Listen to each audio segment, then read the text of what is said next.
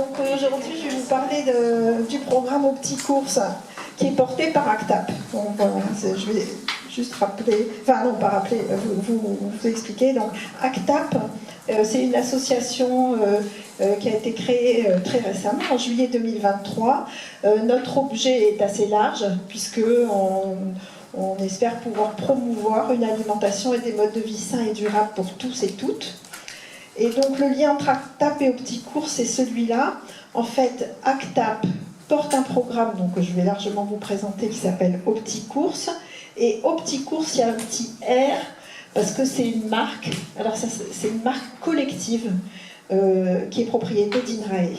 Donc parce que le programme OptiCourse a été co-construit, développé et évalué dans le cadre d'une recherche OptiCourse dont j'ai été porteuse, et donc c'est INRAE a souhaité qu'on fasse comme ça, et c'est assez intéressant parce que la notion de marque collective signifie que tout le monde potentiellement peut s'emparer de l'usage de cette marque et du nom OptiCourse à condition de respecter une espèce de charte et de respecter les principes et l'esprit du programme.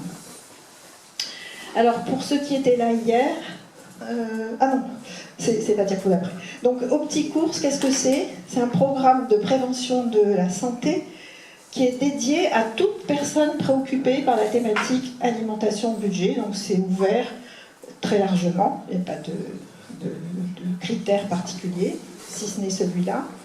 Et donc concrètement, c'est basé sur des ateliers collectifs. Et notre objectif dans ce programme, c'est d'amener des personnes en situation de précarité alimentaire, puisque en général, les gens qui vont vers ces ateliers sont en situation de précarité alimentaire, pour qu'elles puissent avoir des approvisionnements alimentaires plus équilibrés et plus durables, et surtout sans dépenser plus, en utilisant une approche de petits pas, parce qu'on sait que les choses fonctionnent en prévention et en promotion de la santé quand on fait le premier pas et que c'est un pas concret, un premier objectif personnalisé qu'on a souhaité et qu'on est en capacité de faire. C'est là que je reviens un petit peu sur ce qu'on a vu hier. Donc en fait, à la base de ce programme, il y a un constat qui est scientifiquement étayé par des années de recherche sur la relation entre alimentation et précarité, l'impact des contraintes budgétaires sur les choix alimentaires et la qualité nutritionnelle de l'alimentation, et depuis plus récemment, l'intégration aussi de contraintes et de prise en compte de l'environnement. En fait, comme vous l'avez vu hier, il y a une corrélation très forte entre impact environnemental et prix. Et donc, tous les changements alimentaires qui sont bénéfiques à l'environnement, en général, vont plutôt dans le sens d'une baisse du prix, ou en tout cas, pas d'une augmentation du prix. Mis à part le bio, on en parlera peut-être après.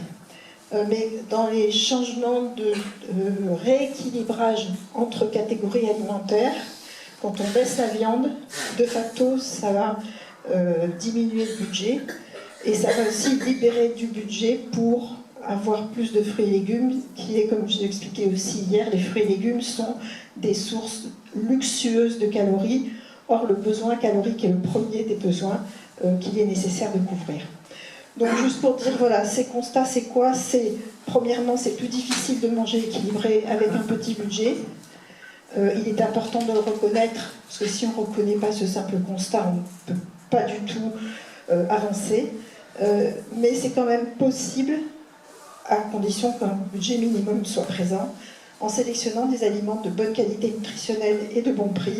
Et donc le deuxième constat, qui est un peu résumé dans ce schéma, c'est que c'est possible de concilier nutrition, budget et environnement. Donc ça commence à faire beaucoup, mais c'est possible en végétalisant intelligemment l'alimentation. Donc il ne s'agit pas juste de baisser la viande et de continuer à manger des pâtes ou d'autres produits qui ne sont pas suffisamment riches en nutriments essentiels, mais plutôt d'aller vers des végétaux intéressants et aussi de faire une belle place aux productions animales, les œufs et les produits laitiers, qui sont des produits intéressants sur le plan nutritionnel, environnemental et très accessible.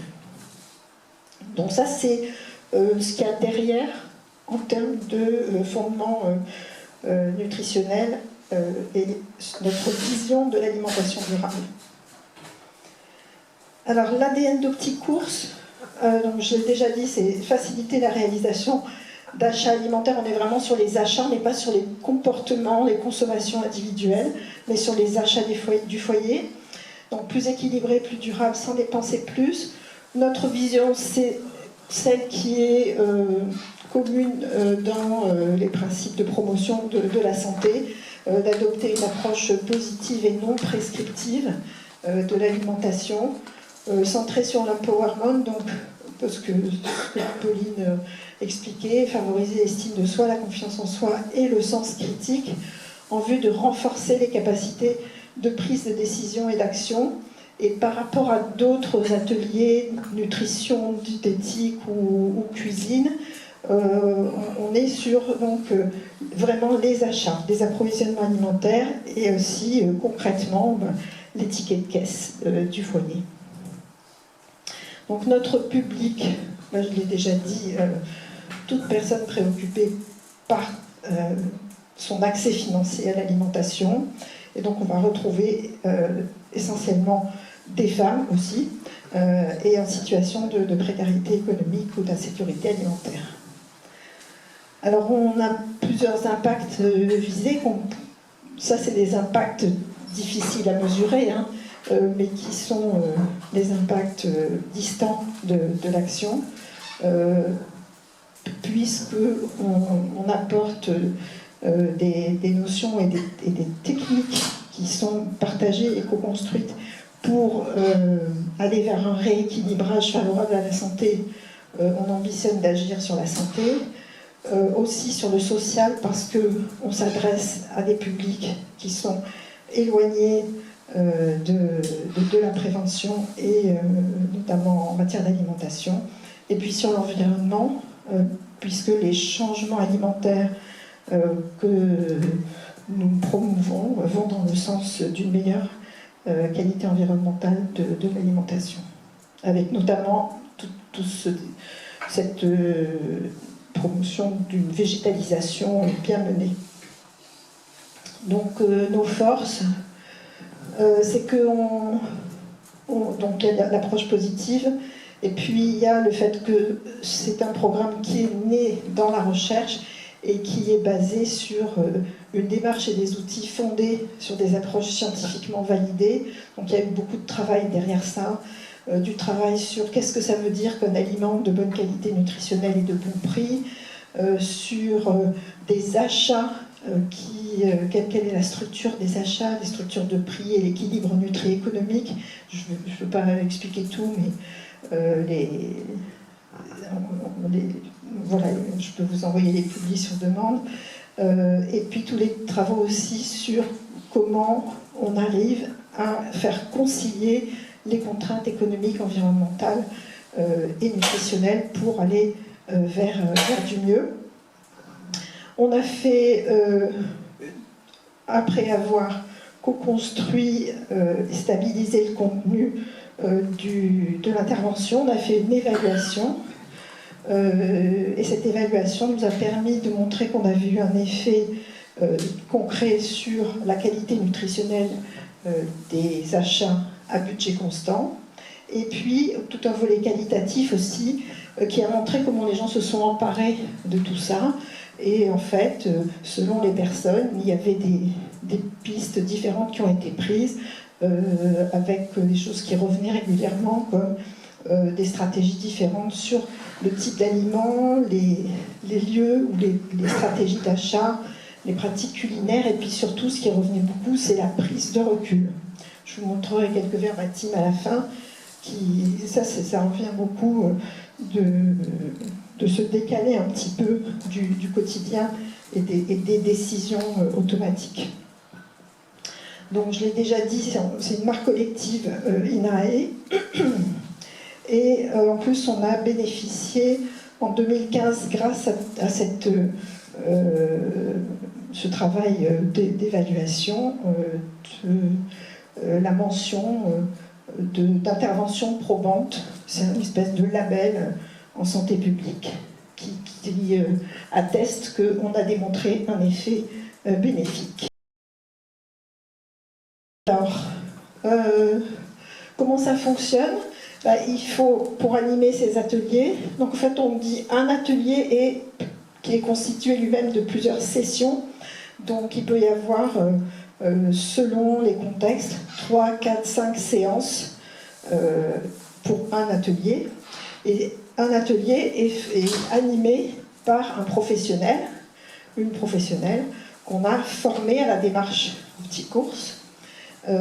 Parfois ils interviennent en binôme, par exemple une personne de la structure qui accueille et puis un professionnel qui n'est pas de la structure.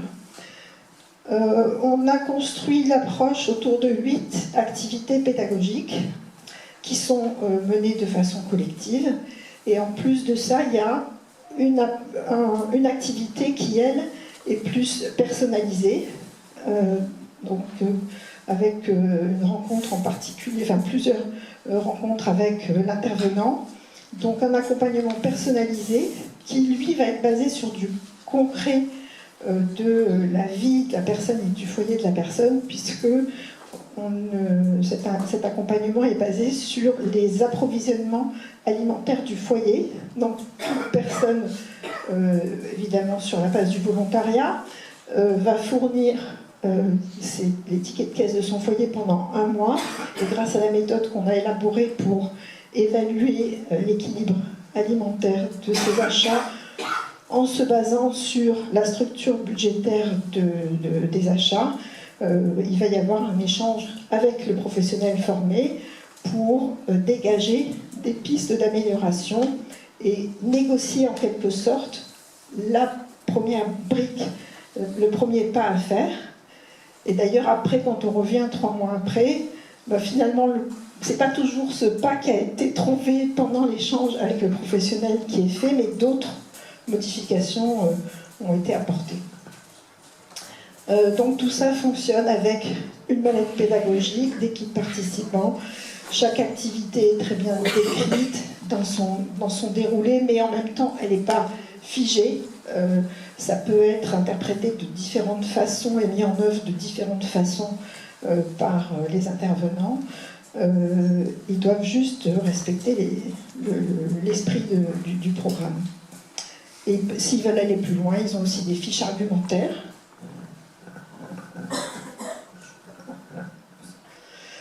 Donc les activités, outils pédagogiques, je n'ai pas le temps de les décrire en détail.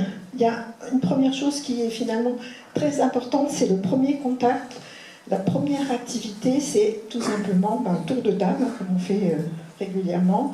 Et dans ce tour de table, chacun va s'exprimer sur les courses, ce qui est important, comment il les fait, pour qui il les fait. Et puis alors, tout de suite, ça fuse, les trucs et les astuces sont partagés, et ça fait du groupe, et ça fait de la confiance entre les participants et avec l'animateur. Ensuite, on a tous les outils qui sont dans la mallette. Donc, on va d'abord travailler sur des notions de nutrition, équilibre nutritionnel.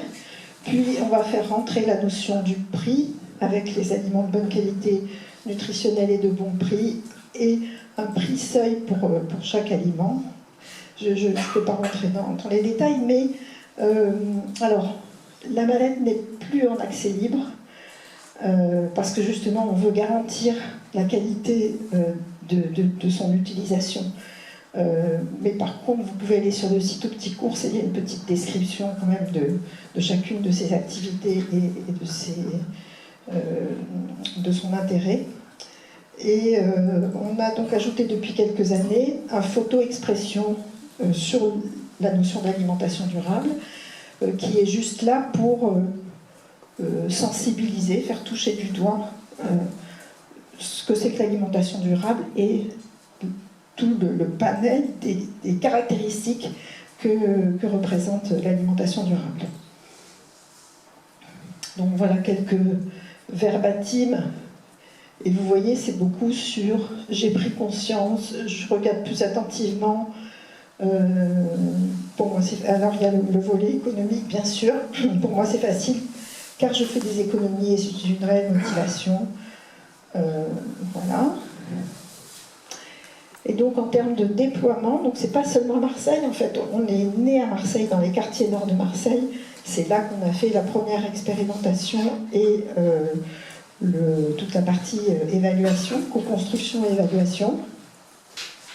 Et puis progressivement, on a eu des demandes à droite, à gauche, de structures différentes, de professionnels différents, et on a formé des gens un peu partout. Mais c'était un petit peu en réponse à des demandes et de façon un peu hiératique, parce que c'était pas la mission d'un chercheur ou d'un organisme de recherche de faire ce type de dissémination d'un programme de promotion. Donc c'est pour ça qu'on a créé ACTAP, pour organiser et structurer cette diffusion du programme. Voilà. Excusez-moi, le bleu et le rouge. Ah oui, alors le bleu, c'est les personnes habilitées à animer des ateliers, et le rouge, c'est les formateurs de formateurs, on en a quelques-uns, donc en Bretagne, à Marseille, en Occitanie, enfin à Montpellier, et puis à Lille. Pourquoi pas Paris? Ah, ben oui, c'est vrai. Pour une fois, c'est ça. Il y a un quart de la population à Paris. Je sais pas, pourquoi pas Paris. C'est souvent à Concours. Ouais, c'est vrai, mais il me semble que la SSA, c'est récent aussi, qu'il y ait une expérimentation parisienne. Hein. Ouais, je sais pas pourquoi. Ils sont toujours un peu en retard. Ils considèrent qu'ils savent déjà mieux que tout le monde. Voilà, et juste pour raconter que ces programmes nés de la recherche interventionnelle, c'est toujours des histoires très très longues, quoi.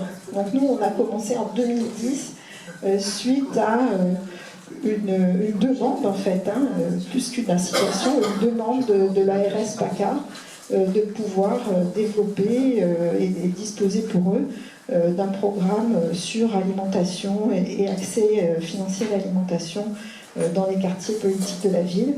Et puis après, ça s'est enchaîné jusqu'à aujourd'hui. Voilà. Ben, je vous remercie.